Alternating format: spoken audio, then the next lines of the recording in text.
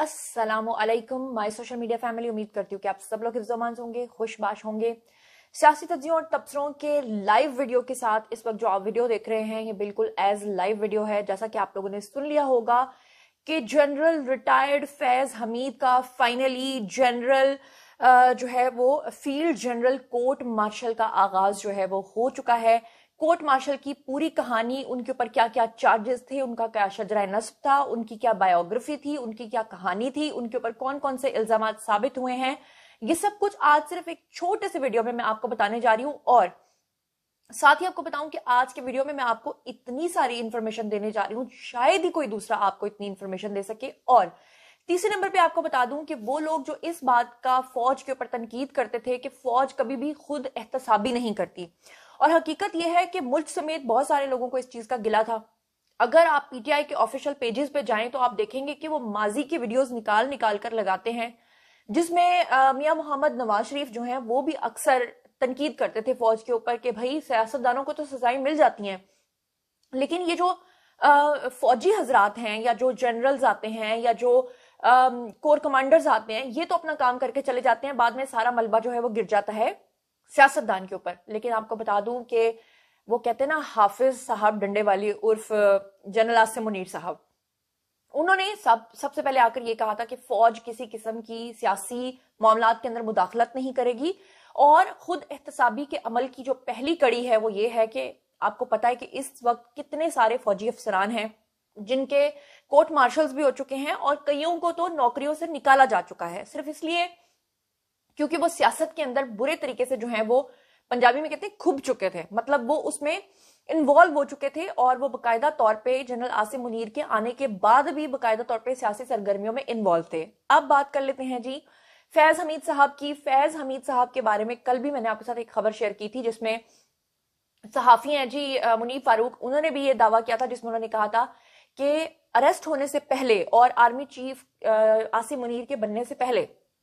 ये जो मोहतरम है यानी कि फैज हमीद साहब, इन्होंने बाकायदा तौर पे वीडियो कॉल की थी मियां मोहम्मद नवाज शरीफ को और उनको ये कहा था कि आप जनाब आली मुझे माफ कर दीजिए, मैंने जो आपके साथ ज्यादतियां की हैं, और अपनी बेटी के सर पे हाथ रख के कसम खाई थी कि अगर आप मुझे दोबारा से आर्मी चीफ बनाते हैं तो मैं आपके साथ वो ज्यादतियां नहीं करूंगा जो माजी में मैं कर चुका हूं, और मैं पीटीआई को जो फेवर्स देता रहा हूं वो मैं नहीं दूंगा। लेकिन मियां मोहम्मद नवाज शरीफ ने उनको किसी किस्म का कोई भी भाव जो है वो नहीं दिया था। आपको बता दूं कि इस वक्त जो तफसीलात आ रही हैं वो तफसीलात मैं अब आपके साथ शेयर करने जा रही हूं, मगर उससे पहले ये बता दूं कि मुझ तक जराए से ये खबर आई है कि मियां मोहम्मद नवाज शरीफ जो हैं, जब उन तक ये खबर पहुंची कि जो फैज हमीद है उनको सजा मिलने का सिलसिला शुरू हो चुका है, तो वो एक लिहाज से तो उन्होंने एक लंबी सी आह भरी, लेकिन उनकी आंखों में दो तरह की चमक थी। कुछ लोग उसको आंसू समझ रहे थे, शायद उन तकलीफों को उन्होंने याद किया होगा जो उन्होंने इनकी वजह से बर्दाश्त किए थे, और दूसरी तरफ शायद वो चमक एक फातिहाना चमक भी थी कि इतनी तकलीफें बर्दाश्त करने के बाद आखिरकार फौज ने खुद एहतसाबी का अमल शुरू किया, जिसको हमें अप्रिशिएट करना चाहिए, ताकि आइंदा कोई भी कर्नल हो या जनरल हो, अगर वो कोई ज्यादती करता है तो उसको पता होना चाहिए कि मुझे भी एहतसाब के कटहरे में खड़ा किया जाएगा। अब मैं आपको बता दूं कि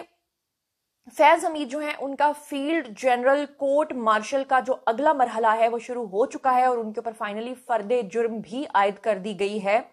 फील्ड जनरल कोर्ट मार्शल का सामना करने वाले पाक फौज के lieutenant general retired Faiz Hamid के ऊपर बाज़ाब्ता तौर पर अब फाइनली फर्दे जुर्म आयद हुई है। पाक शोबा के शोबा ताल्लुकात आमा यानी कि ISPR के मुताबिक उन्होंने ये अपना बयान जारी किया है, जिसमें उन्होंने कहा है कि पाकिस्तान आर्मी एक्ट की दफात के तहत लेफ्टिनेंट जनरल फैज हमीद जो रिटायर्ड हैं उनके खिलाफ कार्रवाई शुरू कर दी गई है। अब यहाँ पर मुझे शाबाश दीजिए, क्योंकि आज से कुछ दिन पहले और एक हफ्ता पहले भी मैंने आपको बताया था, और एक साल से मैं आपको बताती आ रही हूं कि बहुत जल्द ये सिलसिला शुरू हो जाएगा। वो लोग जिनको इस बात का एतराज था कि अभी तक तो 9 मई के अफराद को जो है वो सजाएं नहीं मिली, तो इनके साथ क्या होना है, तो उनके सामने ये पूरे मामला जो हैं वो आ गए हैं कि स्लो एंड स्टडी, जैसे मैं हमेशा कहती हूँ कि विंस द रेस। अच्छा, अब आपको बता दूं ISPR ने जो अपना बयान जारी किया है, जिसके मुताबिक उन्होंने कहा है कि DG ISI general retired Faiz Hamid के ऊपर बाज़ाब्ता तौर पर फर्दे जुर्म आयद की गई है। फैज हमीद के ऊपर जो फर्दे जुर्म आयद की गई है उसमें उनके ऊपर जो इल्जाम थे वो थे सियासी सरगर्मियों में मुलव्विस होने का इल्जाम। यहाँ पर एक बहुत इंपॉर्टेंट चीज आपको बता दूं कि इस वक्त पीटीआई के जो सोशल मीडिया पेजेस हैं वो फौरी तौर पे जनरल रिटायर्ड फैज हमीद के खिलाफ हो गए हैं और उन्होंने ये कहना शुरू कर दिया है कि सियासी सरगर्मियों में मुलव्वस होने की वजह से उनका कोर्ट मार्शल नहीं हुआ, बल्कि इसलिए हुआ है क्योंकि उन्होंने बैरूनी ममालिक को पाकिस्तान के राज बेचे थे, जो कि टोटली फेक खबर है। जनरल रिटायर्ड फैज हमीद दरअसल पीटीआई को आउट ऑफ द वे जाकर जो सपोर्ट कर रहे थे और जिसके उसके लिए जो उन्होंने सियासी इमाम पर जो लोगों को नुकसान पहुंचाए हैं, खासतौर पर पाकिस्तान के लिए जो उन्होंने साजिशें की हैं, उसके नतीजे में उनको ये सजा जो है ये मिली है। आपको बताऊं कि आईएसपीआर के मुताबिक उन्होंने कहा है कि फर्दे जुर्म में डीजी आईएसपीआर जो है साबिक यानी कि फैज हमीद, उनको सियासी सरगर्मियों और ऑफिशियल सीक्रेट एक्ट की खिलाफ वर्जियों में मुलव्विस करार पाया गया है। इससे पहले उनको जब तहवील में लिया गया था तो तमाम चीजें, तमाम सबूत, तमाम इन्वेस्टिगेशंस मैंने ऑलरेडी आपको अपने व्लॉग्स में बताया है कि वो उनको पता चल चुकी हुई थी, वो सिर्फ उनके सामने रखी हैं और सिर्फ साबित की हैं। आईएसपीआर के मुताबिक जनरल रिटायर्ड फैज हमीद को रियासत की सलामती और मुफाद को नुकसान पहुंचाने और इख्तियारात का नाजायज इस्तेमाल करने का जो मुर्तकिब है वो करार पाया गया है। साबिक डीजीआईएसआई यानी कि जो फैज हमीद है उनके ऊपर सरकारी वसाइल के गलत इस्तेमाल और अफराद को नुकसान पहुंचाने का मुर्तकिब भी करार पाया गया है। आईएसपीआर के मुताबिक कहा गया है कि मुल्क में इंतशार और बदअमनी से मुतल्लिक पुरतशद्दुद वाकयात में फैज हमीद के मुलव्विस होने से मुतल्लिक तफ्तीश भी जारी है। उन पर तशद्दुद और बदअमनी से मुतल्लिक जो है वाकयात में 9 में से जुड़े वाकयात भी शामिल तफ्तीश हैं। अब यहाँ पर यह बात भी साबित हो गई कि फैज हमीद साहब जो हैं उन्हीं की ईमा पर दरअसल खान साहब जो हैं वो बड़के मारते थे और 9 मई का जो वाकया हुआ है उसमें इमरान खान के साथ जो हैं वो ये शामिल थे, यानी कि ब्रेन इनका शामिल था। और आपको ये भी याद होगा कि आज से कुछ अर्सा पहले इमरान खान की जेल से एक फोन भी पकड़ा गया था, जो छोटा सा एक नोकिया फोन था 3310 के नाम से, और वो जो है उसके जरिए इमरान खान जो है वो मुख्तलिफ शख्सियात के साथ राब्ते में थे, इंक्लूडिंग फैज हमीद के। आईएसपीआर के मुताबिक उन पर पुरतशद्दुद वाकयात में मजमूम सियासी अनासर की ईमा और मिली भगत में जो तफ्तीश है वो भी उनके ऊपर हो रही है। पाक फौज के शोबा ताल्लुकात आमा ने यह वाजे किया है कि फील्ड जनरल कोर्ट मार्शल के अमल के दौरान फैज हमीद को कानून के मुताबिक कानूनी हकूक फराहम किए जा रहे हैं, यानी कि उनको पूरी तरह से आजादी है कि वो कानूनी हकूक जो इस्तेमाल कर सकते हैं वो कर लें। मैंने आपको पहले भी बताया था कि इदारे ऑलरेडी उनके बारे में तहकीकात मुकम्मल कर चुके हुए थे। उनको जब तहवील में लिया था तो सिर्फ उनको साबित करना था, सिर्फ उनके सामने कन्फेशन करवाना था, अदरवाइज सब चीजें कंप्लीट हो चुकी थी। आपको बताऊं कि साबिक DG ISI lieutenant general Faiz Hamid को इस साल 12 अगस्त को सुप्रीम कोर्ट के हुक्म के ऊपर top city court of inquiry जो है वो शुरू किए जाने के बाद फाइनली हिरासत में लिया गया था। ये टॉप सिटी हाउसिंग सोसाइटी के बारे में आप लोग जानते होंगे कि ये मामला ये था कि एक हाउसिंग सोसाइटी का मालिक था जिसको इन्होंने अगवा किया था और अगवा करने के बाद उस पर तशद्दुद किया था और उसकी बहुत सारी जमीन को हथियाया था। इससे पहले आपको याद होगा कि अबसार आलम साहब जो हैं उन्होंने भी बहुत सारे इल्जामात आयद किए थे जनरल फैज हमीद के ऊपर, यहां तक कि अबसार आलम को जो गोली लगी थी उसका इल्जाम भी वो फैज हमीद के ऊपर लगाते हैं। आपको ये भी याद होगा कि कोर्ट के अंदर जाकर अबसार आलम ने इनके खिलाफ जो है वो गवाही भी दी थी। और इससे पहले आपको ये भी बता दूं कि अबसार आलम जो है उन्होंने एक कॉलम भी लिखा था जिसमें उन्होंने जो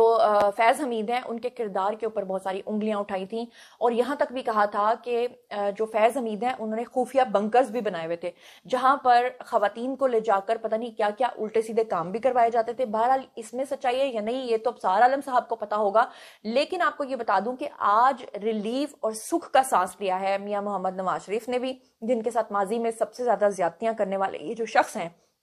अगर मुनीब फारूक की इस खबर को सच माना जाए कि उन्होंने वीडियो कॉल करके रोते हुए अपनी बेटी के सर पे हाथ रख के माफी मांगी थी तो शायद आज मियां मोहम्मद नवाज शरीफ को कुछ रिलीफ मिला होगा। लेकिन जैसे कि वो हमेशा गिला करते हैं कि उनकी वाइफ वापस नहीं आ सकती, जिंदगी वापस नहीं आ सकती, वो तकलीफें वापस नहीं आ सकती, वो गुजरे हुए साल वापस नहीं आ सकते, अबसार आलम को लगी हुई गोली वापस नहीं आ सकती। लेकिन आपको ये बता दूं कि आज ये सब कुछ सुनकर मुझे जाती तौर पर खुशी बिल्कुल भी नहीं हो रही, मुझे अच्छा बिल्कुल भी नहीं लग रहा। काश फैज हमीद साहब ने ये सब कुछ ना किया होता। बहरहाल ये जो वीडियो मैं आपके साथ शेयर कर रही हूँ ये बहुत मामूली सी डिटेल्स हैं। इसके फौरन बाद मैं एक और वीडियो शेयर करूंगी जिसमें जनरल फैज हमीद जो है उनकी मुकम्मल बायोग्राफी और उनके ऊपर जो जो चार्जशीट है उनके ऊपर जो जो इल्जामात हैं और जो जो साबित हो गए हैं और जो जो साबित होने वाले हैं, उन सब की ज्यादा तफसीलात जो है वो आपके साथ शेयर करूंगी और अंदर की वो खबरें शेयर करूंगी जो शायद दूसरा कोई आपको नहीं बताएगा, क्योंकि इस व्लॉग का टाइम खत्म हो गया है। इसी के साथ मुझे दीजिए इजाजत और मुझे बताइए कि आप इस बारे में क्या सोचते हैं और समझते हैं। और मैं आपको यह भी बताती चलूं कि इमरान खान इस वक्त बहुत ज्यादा खौफ हैं, क्योंकि उनको पता है, उनको लगता था कि शायद फैज हमीद को सजा नहीं होगी तो वो भी बच जाएंगे, लेकिन फैज हमीद की सजा के बाद अब इमरान खान बहुत ज्यादा खौफ हो चुके हैं। आपको क्या लगता है कमेंट सेक्शन में आइए, शेयर कीजिए, पर्सनली जवाब दूंगी। मजीद खबरें, व्लॉग्स, इंटरव्यूज और सियासी तज्जिया जानने के लिए मेरे साथ कनेक्टेड रहना हरगिज मत भूलिएगा। चैनल को सब्सक्राइब कर लीजिएगा। अपना बहुत ख्याल रखिएगा। अल्लाह निगहबान।